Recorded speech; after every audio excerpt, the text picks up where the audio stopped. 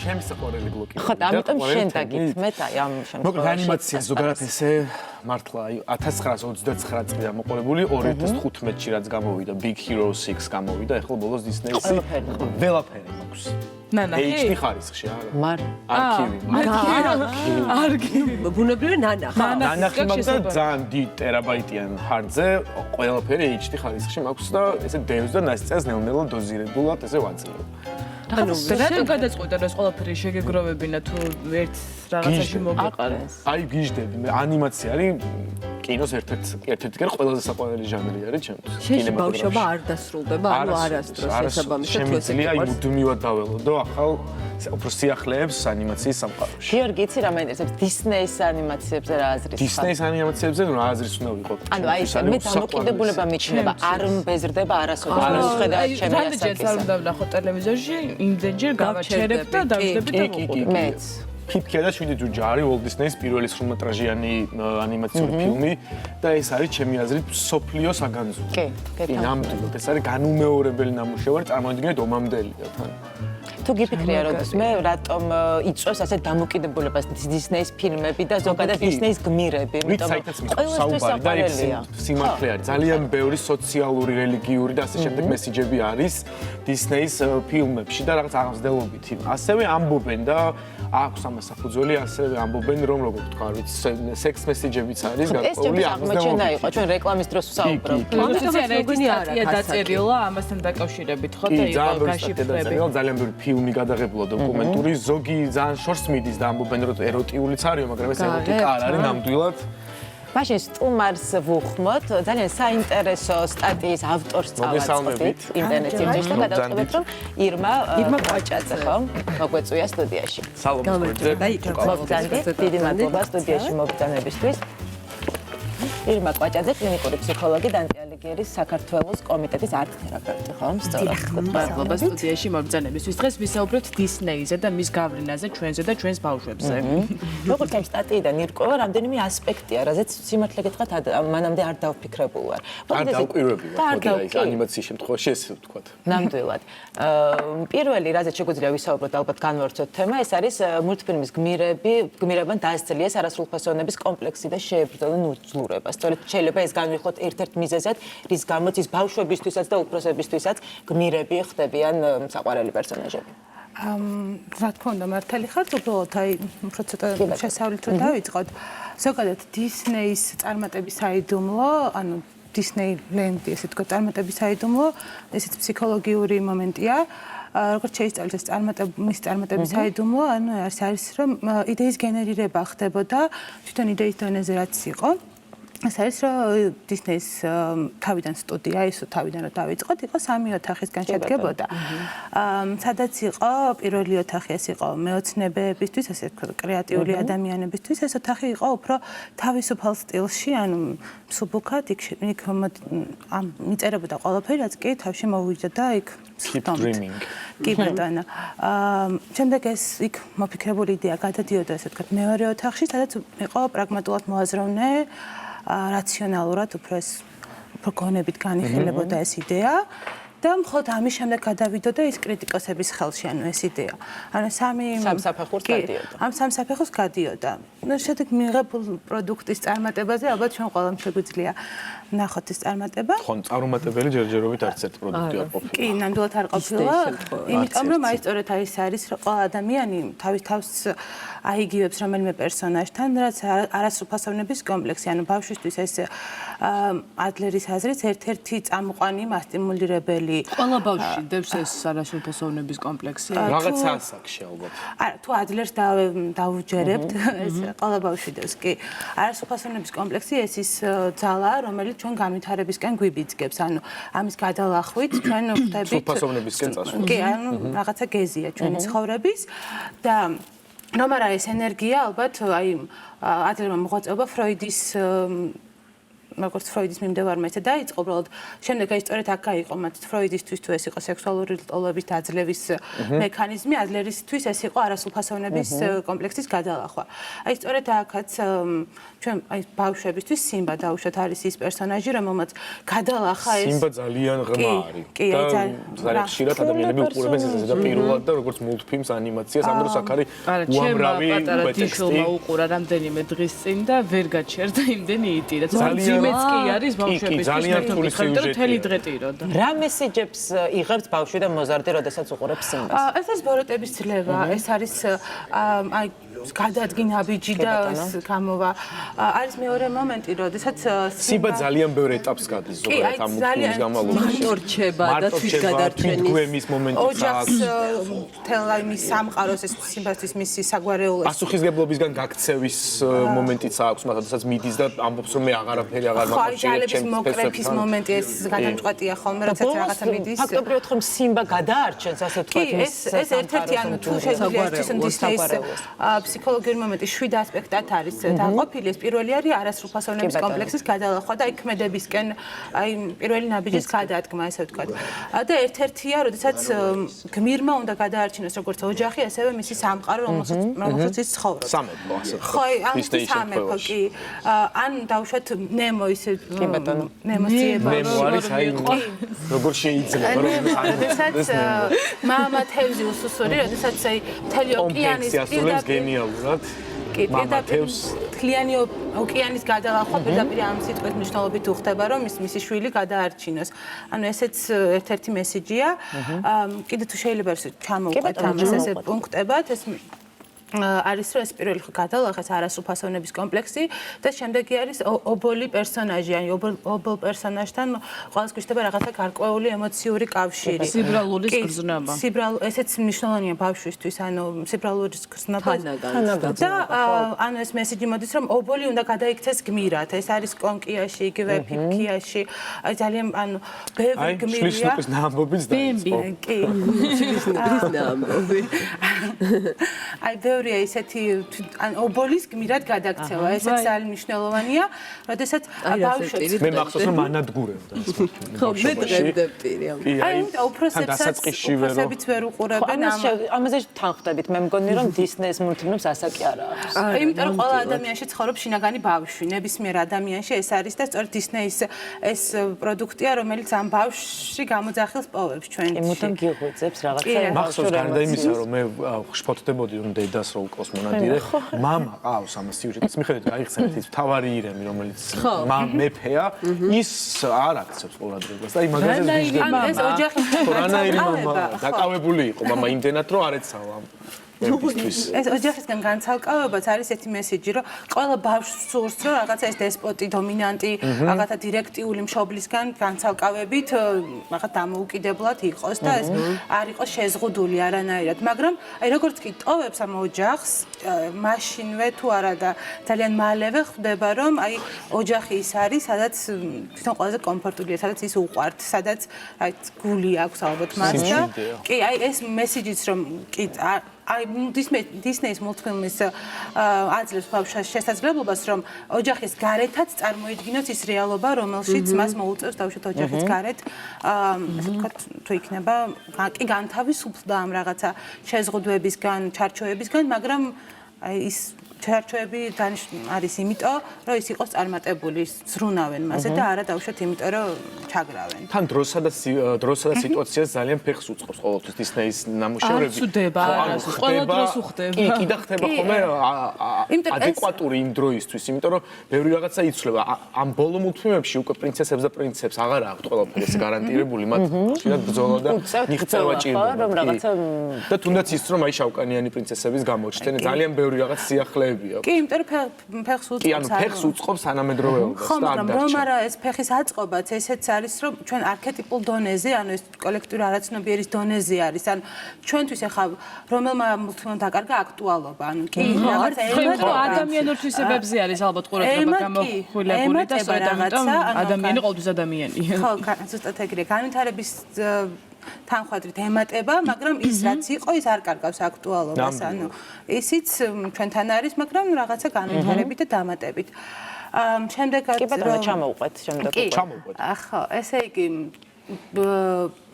მშობლების ქორწინების გადარჩენა, ესეც თუ მულტფილმში არა, აი ფილმებში ძალიან ბევრი საყვარელი ფილმები რო შვედია.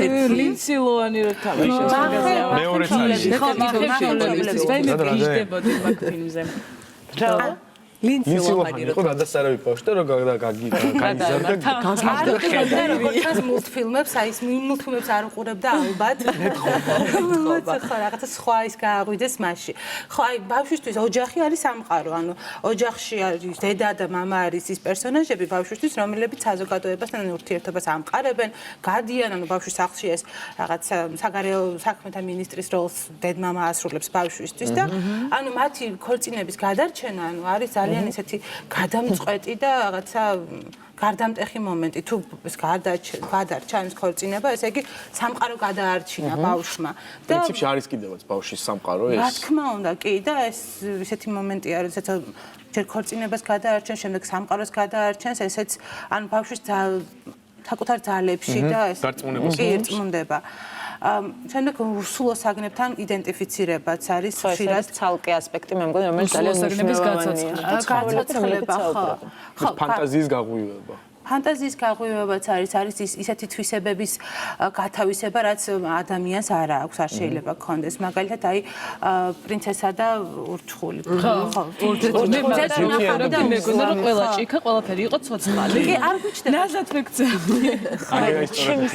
ეს ხელს ვერ ვკიდებდი, გაიგუდებად, ხო? კი, არ გვიჩნდება ჩვენის განცდა, ამ მულტფილმს რო უყურებ. ოსკაროსანია თუ აქვს თან ეს მულტფილმი. ხო, კი, არ გვიჩნდება ის განცდა, რომ ისინი არ არიან ცოცხლები, ან თუნდაც სათამაშოების ისტორიაში ყველა სათამაშო, აი როგორ მზრუნველობით ეპყრობიან, შემდეგ ამ მულტფილმის ნახვის შემდეგ ბავშვები თავიანთ სათამაშოებს, ანუ რაღაცა ზრუნვის ჩემი საყვარელი მომენტი დაიწყო. სხვათა შორის ჩემი საყვარელი მულტფილმია. რატო კიდე მინდავნა?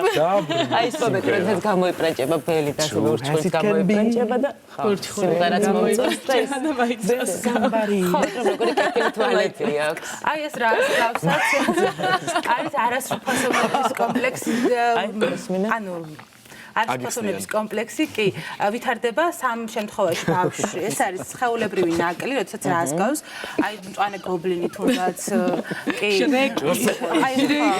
შეგიჟდები მეც გამყვებოდი სულ კომპლექსი შემდეგ ეს არის ჰიპერმზრუნველობა მშობლებისგან როდესაც ბავშვს ვითარდება ისეთი განცდა რომ ის არაფერს თავი გონია ერთ-ერთი განმეორებელი მაგას ამბობ თუ პირიქით ჰიპერმზრუნველობის დროს აი ბავშვი კი გონია ერთადერთი და განმეორებელი მაგრამ საქმეზე რომ მიდგება მშობლის გარეშე არაფერი არ არის ხო ეგ მომენტია და ეს არის უგულებელყოფა ან ბავშვის ყველაფერს ანუ ზედმეტად უყურადღებოთ რომ მიზრდებიან ბავშვები ანუ ამ სამი ასპექტის ხო ყალიბდება არასრულფასოვნების განცდა მე არაფერს არ წარმოვადგენ ესე არის და ესეც არის ბოროტი პერსონაჟი იქნება აი ამ რაღაცა არასრულფასოვნების განცდის გამო ესეც მნიშვნელოვანი ეტაპია ერთ-ერთი როდესაც ეს ბოროტი ან უარყოფითი პერსონაჟი გადალახავს ამ თავის არასრულფასოვნების განცდას ან თუნდაც გმირის მეგობრებს უწევს ხოლმე ეს არასრულფასოვნების განცდის გადალახვა მაგალითად აი უდესი ხალი მოვიდა აი მე როგორ ვერ ვიტან ამას კამერამდე დაძლია თავის არასრულფასოვნების განცდა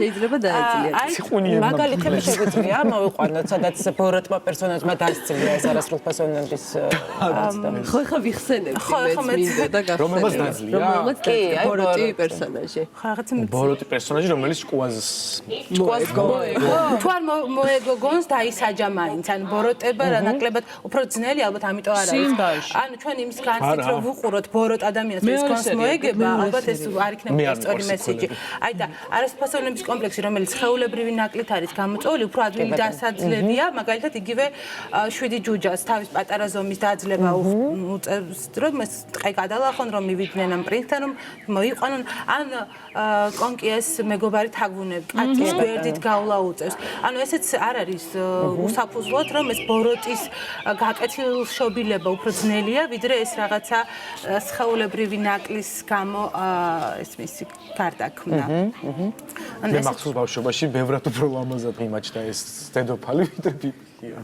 არა, ეხა კი არა, ანუ ეხა გადაქცეული რო კი არა, თავიდან როცა ჩვეულებრივ ფორმაში ბევრად უფრო ლამაზი და ელეგანტური. ეხა წესები გაჩნია. მოყეცითელო. რაღაცა პლებეი. ხაშორს ეს პერსონაჟი თავის მეგობრის და Disney-ს. კი ფიფქის პერსონაჟს ძალიან დიდი ხანი ეძებდნენ, ანუ ეს სილამაზე უნდა ყოფილიყო რაღაცა საზოგადოებრივ აღქმული და ვერ იპოვეს ესეთი გოგონა, ეს თავის ერთ-ერთი მეგობრი. ფილმში ხოთაშორს ეხლახანს გადაიდეს. ვისი პროტოტიპია? პროტოტიპი არის ეს ერთ-ერთი მეგობრიც, ანუ ვინც იღებდა იმის შვილის ფიგურა არის სილამაზის მხრივ. ეს წარმოდგენილია რაღაცა. მაინც ბავშვებისთვის ასოცირდება როგორც ერთ-ერთი ყველაზე ლამაზ გოგოსთან გიორგი. კი, არა. გამიგე. ნამდვილად ეს. შემდეგი ასპექტი რა არის, რომელიც გმირების სახლში, ბოლოს სახლში დაბრუნება უკვე ეს რაღაცა დამოგვირგვინებელია შეიძლება. რა თქმა უნდა, ანუ ყველა გმირი ყველაზე მნიშვნელოვანია ეს. თავარი მესიჯი, რაც კი Disney-ის მულტფილმებს აქვს, ეს არის ოჯახი, ანუ როგორც კი შორდება, როგორც უკვე ვთქვი, შორდება ეს ოჯახს გმირი, რაღაცა მუწევს მას გადალახვა, ტყის, ოკეანის, ზღვის შებრძოლება, რაღაც 1000 ურჩხულთან თუ ასე შემდეგ და ეს ბოლო დამაგვირგვინებელი სცენა, რომ ეს სცენა ალბათ უფროსებშიც ყველაზე მეტად ის შეერთება, შერწყმა დაბრუნება ოჯახში. ამას ხარ როდის მოხდება შეერთება. ნებისმიერი გმირი დაბრუნდება ამ ოჯახში, ეს პინოქიოს მოგზაურობაც კი მთავრდება, როდესაც მამის გადარჩენის მომენტიც არის. ხო, ცალკე სანამ სახლში დაბრუნდება, ხსნელად გვევლინება. ხო, ხსნელად. ხსნელი და ეს დაბრუნდა სახლში, ან ნემოც დაუბრუნდა თავის მამას და ეს როდესაც წინააღმდეგი იყო სწავლის, აი ნემო ბევრჯერ ვახსენე, ნემოს არ უნდოდა ხო სწავლა, რაღაცა პირველ წავიდა პირველ დღეს სკოლაში და ის სკოლის სწავლის მომენტი და შემდეგ როდესაც განცალკავდა ოჯახისგან, ნახა როგორი განსაცდელი შეიძლება ელოდოს მას რაღაცა აკვარიუმში, სხვა სამყაროში და აი დაბრუნდა სახლში და იმათი შერწყმით. პინოკიოს შემთხვევაში ძალიან საინტერესო ის არის, რომ მან დაძლია თავისი პირადი ოცნება საყვარელი ადამიანის გადასარჩენად და მეორე პლანზე გადაიწია. ძალიან საინტერესოა მოკლედ და ესე მარტივად არის საქმე, როგორც შეიძლება ერთი ხედვით ჩანდეს. ხო, მაგრამ საინტერესო იცი რა არის, რა ასაკიდან იწყებს აი ამაზე ფიქრს, რაც ახლა ჩვენ ჩამოვთვალეთ. გაცნობიერებულად, ქვეცნობიერად მესმის, რომ ალბათ ნებისმიერ ასაკში ეს რაღაცა თავის აგურსდებს ქვეცნობიერზე, მაგრამ გაცნობიერებულად როდის ვიწყებთ ამაზე ფიქრს, რომ აი ეს არის ეს მესიჯები სწორედ? არ ვიწყებთ გაცნობიერებულად ამაზე ფიქრს, სანამ ახლა ქვეცნობიერის დონეზე მუშაობს. ქვეცნობიერის დონეზე მუშაობს, მაგრამ აი თუ რაღაც კონკრეტული პრობლემა არ გვაქვს ჩვენ და რომელიც დავინახეთ ანუ მულტფილმში, რაღაც ოჯახის მომენტი ჩვენთვის მტკივნეული არ არის, ან რაღაცა ყურადღებას არ მივაქცევთ, მოგწონს, ვიღებთ როგორც ჰარმონიულ მომენტად, მაგრამ იმას რომ ეს ის მესიჯია, რომელიც მე უნდა მივიღო, რომ დავძლიო რაღაც, ეს ამიტომ ესეთი ბუნებრივი Disney განსაკუთრებით, ან ეს ისე ჰარმონიულად გვერწყმის, ისე ჰარმონიულად აღვიქვამთ, რომ ეს რაღაცა ჩვენ ამისგან სწავლობთ, რაღაცას ვიგებთ იმას, რაც არ ვიცით, ამასაც ვერ ხვდებით, ისე ვიგებთ, რომ საჭიროა ბავშვს ავუხსნათ ხოლმე, მაგალითად, როდესაც უყურებს მულტფილმს, დავუშვდეთ გვერდზე და ავუხსნათ ხოლმე, რატომ ხდება, ხო, თუნდაც არ იჯღალოს მთელი დღის განმავლობაში და ის მოკვდა და ვერ ვუხსნი, რომ რატო არ გაცოცხლდა ეს აგრესია, რო არ გქონდეს. კი, რა თქმა უნდა, ანუ დიალოგი ბავშვთან ყოველთვის მნიშვნელოვანია, მით უმეტეს იმ საკითხზე, რომელიც დააინტერესებს და აი მულტფილმზე თუ დედა და ახლობელი ელაპარაკება, მისთვის ეს მულტფილმი ძალიან ფასეულია იმ მომენტისთვის და კონტაქტსაც გაამყარებს შვილის და შვილის ურთიერთობისას, როდესაც იმაზე ესაუბრები, რაც მოწონს. და რა თქმა უნდა, ეს ხაზგასმა იმისთვის, აი რაღაც ჩანიშვნების მომენტში კი თვით თუ არა მე მაინტერესებს, როგორც Disney-ის შემთხვევაში, ისე ნებისმიერ მულტიპლიკაციის შემთხვევაში არსებობს გოგოს მულტფილმები და ბიჭის მულტფილმები. კი, არსებობს. გასამიჯნი მაინც. გასამიჯნი იმდანთ არ არის, ამან ახლა ბიჭმა რო სულ პრინცესები და პრინცესები და პუპსიკობები და რაღაც არა, გასამიჯნი იმდანთ არ არის, ისედაც არა. ისიც უნდა ნახოს. იქაც როგორ ხდება? ხაზგასმით ბიჭური მულტფილმებიც არსებობს და ხაზგასმით ძალიან ვარდისფერი და ხაზგასმით ისეთიც არსებობს, რომელიც არ უნდა ნახონ. ხაზგასმით რომელიც არ უნდა ნახონ. რთული მათი ასაკისთვის. რთული ან უშინა არსე, რომელიც ბევრია ეგეთი და ეს ალკეთე, უბრალოდ ანუ ბიჭმაც უნდა ნახოს ის პრინცესული მულტფილმიც, რომ იცოდეს იმ სამყაროში. ტოლერანტულობა გაუჩნდეს ქალბატონის. კი, რომ თავად გადაწყვეტს რომელი მულტფილმი აინტერესებს მას. ფასეულობები, რომ გოგო სხვანაირად უყურებს, კი. ესეც უნდა ნახოს, როგორც გოგომ უნდა ნახოს, მაგრამ თუ რაღაცა სულ ბიჭ არ უჩდება იმის განცდა, რომ სხვა უნდა ნახოს, გარდა იმ კონკიისა, ფიფქისა რაღაცა, მაშინ ჩვენ უნდა დავეხმაროთ ცოტა, რომ რაღაც რეპერტუარი შეუცვალოთ. ძალიან დიდი მადლობა საინტერესო საუბრისთვის. და ბავშვობაში დაბრუნებისთვის. დისნეის აქვს ეს მომენტი, როდესაც ყველა დაბრუნებს ბავშვობაში. ჩვენში არის ბავშვი ყველაში. მე მგონი საუკეთესო რჩევა იქნება, რომ დიდებმაც უყუროთ პატარებთან ერთად მულტფილმებს, მით უმეტეს, როდესაც დისნეის მულტიპლიკაციაზეა საუბარი. დიდი მადლობა. ირმა კვაჭაძე იყო ჩვენი სტუმარი ფსიქოლოგი. დიდი მადლობა ჩვენთან მოგზაურობისთვის. კიდევ ერთხელ რეკლამა გამოვაცხადოთ. არ გადაერთოთ რამდენიმე წუთში დაგიბრუნდებით.